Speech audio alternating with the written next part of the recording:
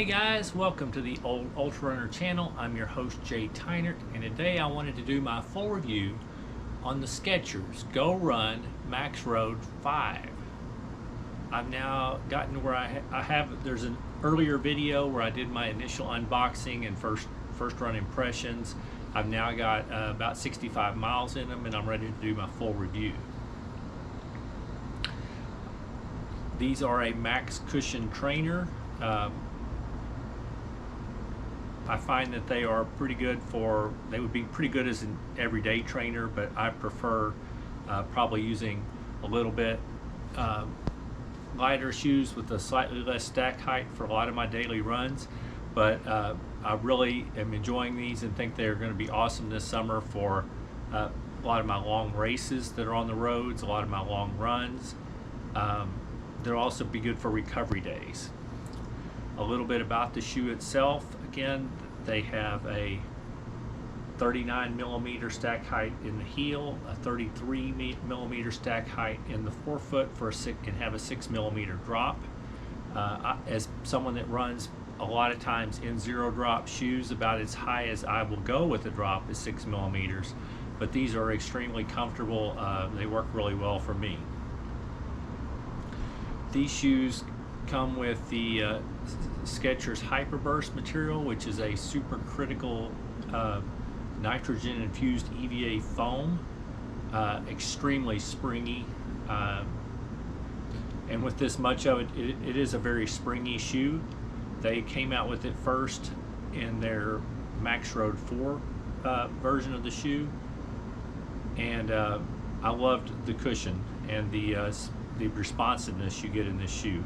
I won't say it's necessarily as responsive. You're not going to feel it like getting a full carbon fiber plated shoe, but it is very responsive, moves well, and the shoe is still light enough to where things still feel responsive.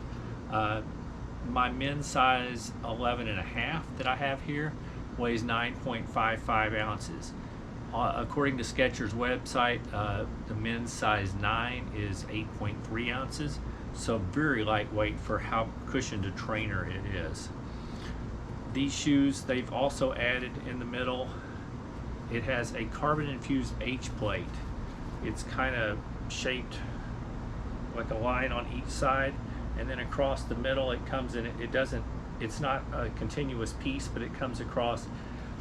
That seems to give it a little bit extra pop when you're towing off, and it helps with the stability some. Their Max Road 4s, which were the first ones that came out with Hyperburst, they actually had this knit upper, and the stability wasn't real great. I'll do a separate comparison video, but this just didn't lock down real well on your foot, and you felt a little bit unstable going around corners. Well, they have fixed it with this upper. This upper is a engineered mesh. It breathes well. I've run with it during the summer. I found that it breathes well. I actually even feel a little bit of airflow. There's lots of holes through here, through the upper, that lets in air. As far as the stability goes, they've added several overlays across the top, which I think it makes it more stable. And just the fact that this engineered mesh fits better on your foot, it grabs your foot better, makes it more stable. You can lock down really well. The other things I'll say, that it has a nice little pull tab in the back. The tongue is relatively thin, and it's not gusseted, but it's nice and wide in here. It stays on your foot well. It doesn't move around, and it does have the hole through the laces to help keep it in place, and it does stay in place really well. I've had no trouble with the tongue. The outsole of the shoe are their pods, the rubber pods that go on top of the Hyperburst. Having that design makes it a very flexible sole, so you're able to still get some flexibility, and it doesn't feel like a harsh, harsh ride.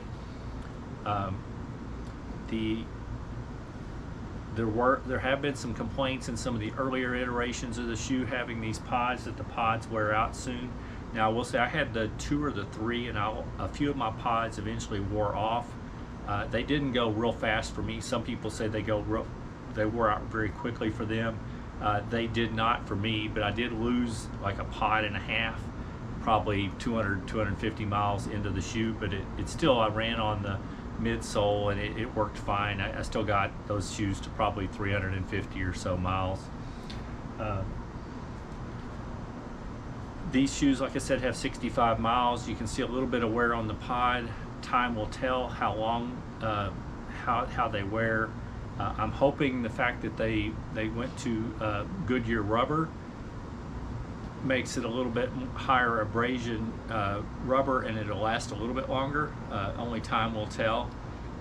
I would still say I'm estimating that these are going to last me in that 350, 400 mile range, but we'll see. Could be a little better, it could be worse. I'm not sure, but I will say in the Max Road 4s that have pretty well the identical outsole design, but they did not have the Goodyear rubber.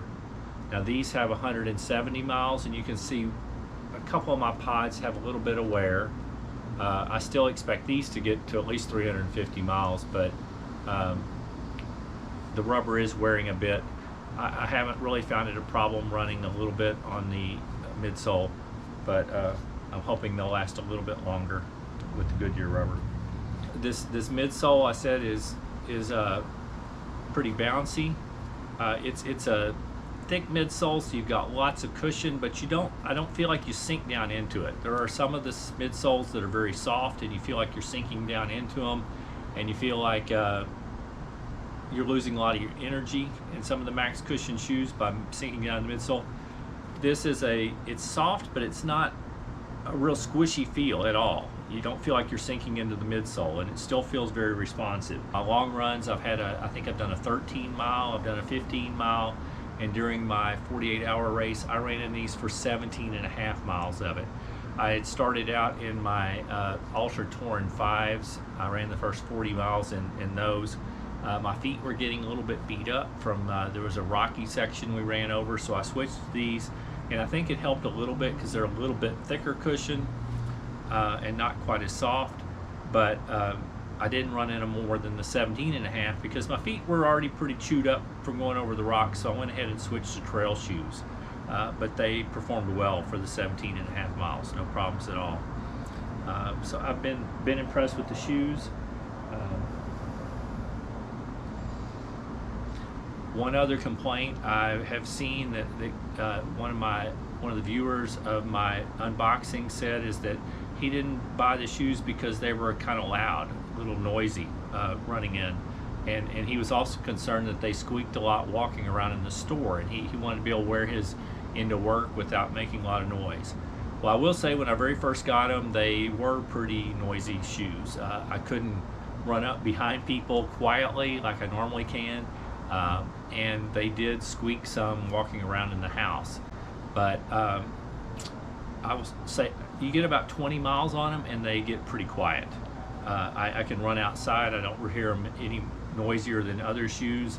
And I've actually made a clip that I'll show that where I walked through the house. I walked on linoleum and across the carpet, and you really don't hear the shoes much anymore. They're have gotten quiet. It just took a few miles in. Anyway, that is really, I guess, all the information I have. I've enjoyed the shoes so far. They've been good. If you have any questions, please put them in the comments. I'll try to answer what I can. But I have really enjoyed the shoes, and they will be definitely one of my long run shoes for this fall. Hope you enjoyed the video. If you got any enjoyed it, had a good or got any good information, please hit the like button.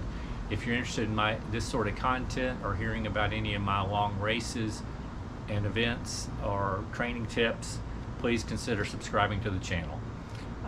Thank you very much, and keep moving.